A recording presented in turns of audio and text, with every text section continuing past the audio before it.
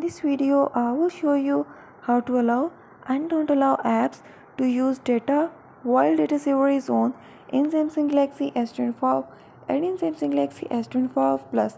Before starting this video, please subscribe for more videos and watch complete video.